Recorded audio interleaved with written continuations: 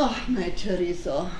Oh, das ist ja eine super Idee gewesen. Ein Gutschein zum Muttertag im Brauereishop. Sag einmal, war das die Idee von meinem Buben oder hast du ihm du das geflüstert? Nee, das war ganz allein dein Sohn. Damit habe ich nichts zu tun. Ach, sauber. Den kann man ja tatsächlich selbst brauchen.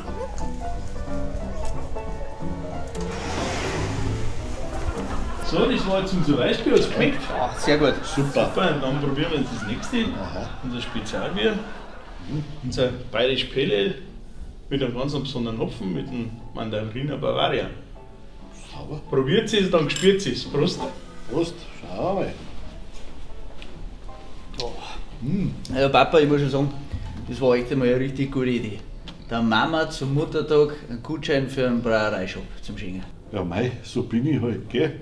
Ich möchte bloß einmal, dass alle gut geht.